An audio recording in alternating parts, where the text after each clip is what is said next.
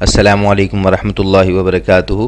عزیز طلبہ اکرام، میرا نام سلمان محمود ہے اور ہم یہ ویڈیو کی جو سیریز شروع کر رہے ہیں اس کے اندر ہم آپ کو بتائیں گے کہ سیکنڈ ایئر اردو یعنی 12ویں جماعت کی board of intermediate education Karachi کی جو اردو کی نئی پالیسی ہے پیپر کے حساب سے 2023 کے، اس کے مطابق پیپر آپ کا کس طرح سے آئے گا۔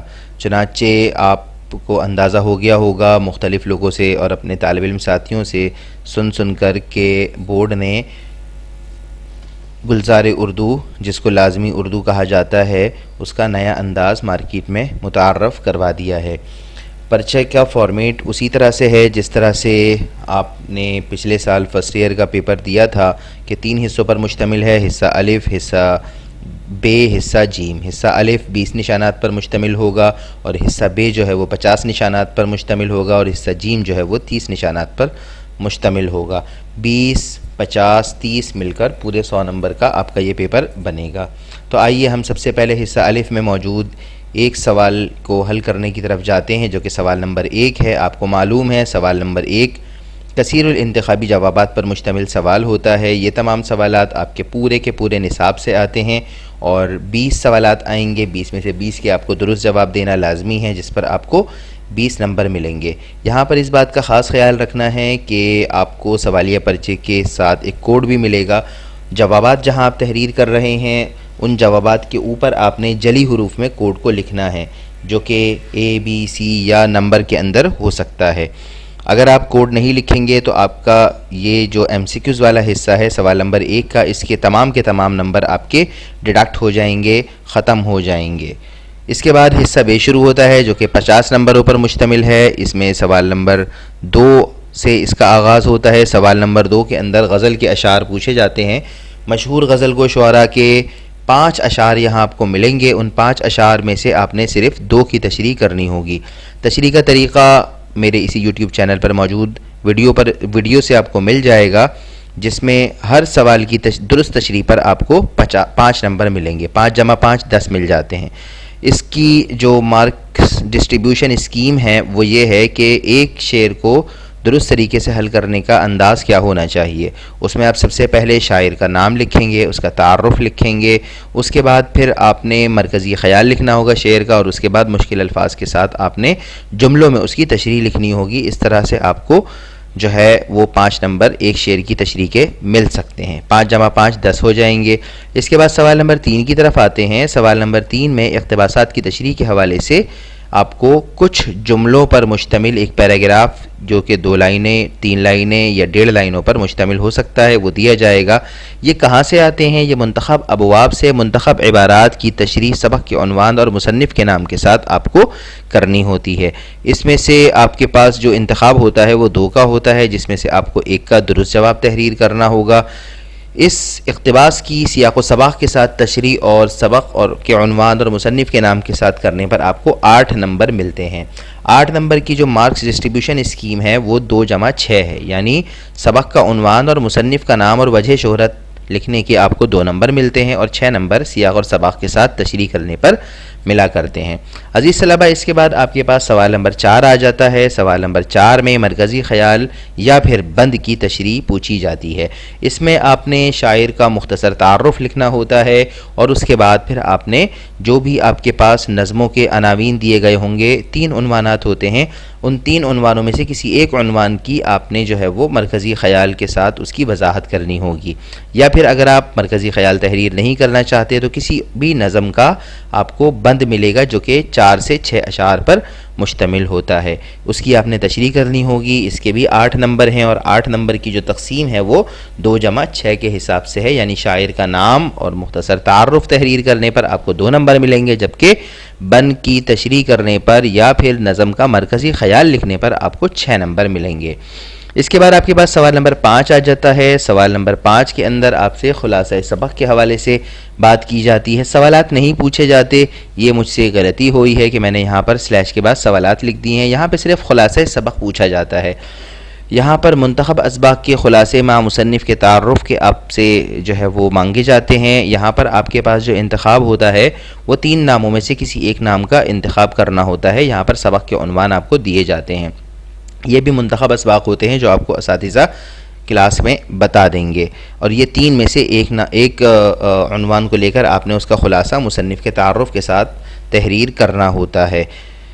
اس کی مارکنگ اسکیم 2+6 ہے، ٹوٹل مارکس 8 ہیں۔ 2 جو ہے نمبر وہ آپ کو سبق کے مصنف کا تعارف اور اس کی وجہ شہرت اور مختصراً اس کا جو ہے وہ تعارف تحریر کرنے پر ملتے ہیں، جبکہ 6 نمبر جو ہے وہ آپ کو خلاصے کے ملتے ہیں۔ اس کے بعد آپ کے پاس سوال نمبر 6 آ جاتا ہے۔ سوال نمبر 6 جو ہے یہ افسانہ نگاری یا ڈرامہ نگاری کی تاریخ اور ارتقاء کے حوالے سے ہے۔ ایک سال افسانہ نگاری کی تاریخ اور ارتقاء کے حوالے سے سوال آتا ہے، اور اس کے اگلے سال ڈرامہ نگاری کے ارتقاء کے حوالے سے سوال آتا ہے۔ آپ نے اس کے اوپر جو ہے وہ پورا ایک مضمون لکھنا ہوتا ہے۔ اس کے درست مضمون کو تحریر کرنے پر آپ کو اس کے بھی 8 نمبر ملتے ہیں۔ اگر آپ کو افسانہ نگاری یا ڈرامہ نگاری یاد نہیں ہوتا تو پھر آپ نے کسی بھی افسانہ نگار جس کا نام دیا گیا ہو یا کسی بھی ڈرامہ نگار جس کا نام دیا گیا ہو اس کے اوپر تبصرہ تحریر کرنا ہوتا ہے۔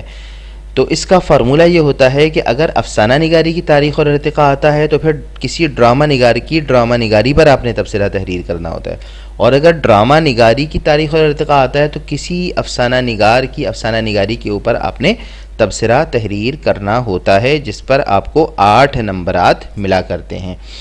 چنانچہ آپ اپنے کتاب میں موجود مشہور افسانہ نگاروں کی افسانہ نگاری کی خصوصیات یاد کر لیں، یا پھر ڈرامہ نگاروں کی ڈرامہ نگاری کی خصوصیات یاد کر لیں۔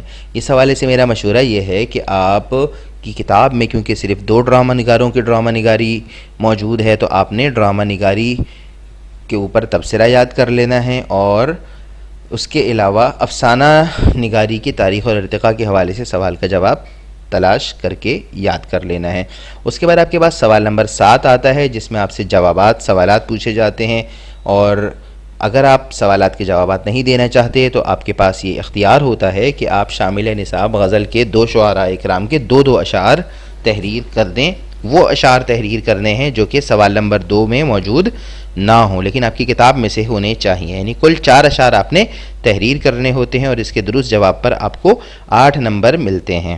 تو اس طرح سے یہ آپ کا حصہ بھی مکمل ہو جاتا ہے، اور درست جواب دینے پر آپ کو پورے کے پورے 50 نشانات مل سکتے ہیں۔ پرچہ سوالات کو حل کرنے کا طریقہ کیا ہونا چاہیے اور اس میں کن امور کو مد نظر رکھنا چاہیے، اس کے لیے میں ایک الگ سے ویڈیو بناؤں گا جو کہ آپ کو میرے اسی یوٹیوب چینل سے مل جائے گی۔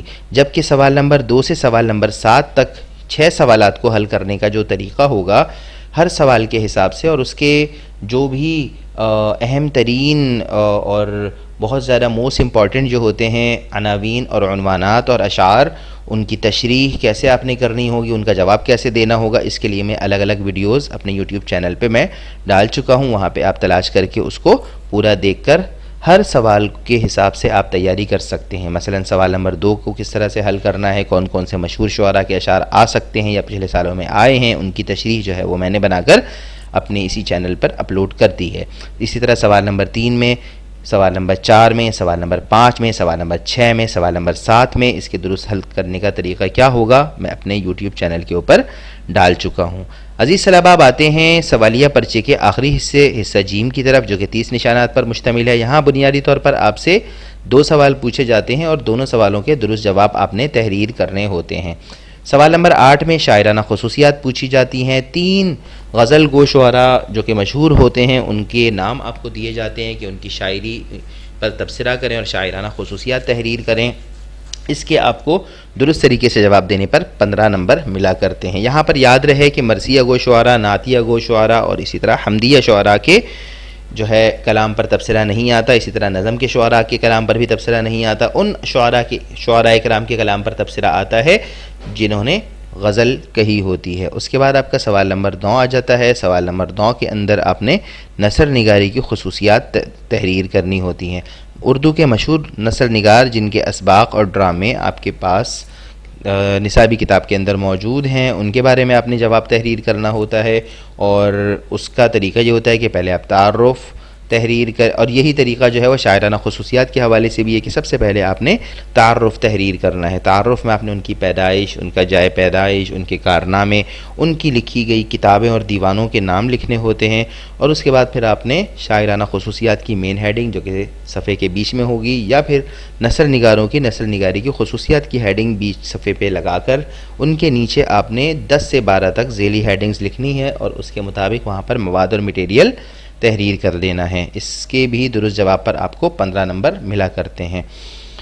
شاعرانہ خصوصیات کو حل کرنے کا درست طریقہ کیا ہے، نثر نگاری کی خصوصیات کو حل کرنے کا درست طریقہ کیا ہے، اس کے حوالے سے میں اپنے اسی یوٹیوب چینل کے اوپر جو ہے وہ ویڈیو بنا کر ڈال چکا ہوں۔ آپ اس کو تلاش کر کے سرچ کر کے اس کو غور سے دیکھ کر درست جواب کے صحیح تحریر کرنے کا طریقہ نکال سکتے ہیں۔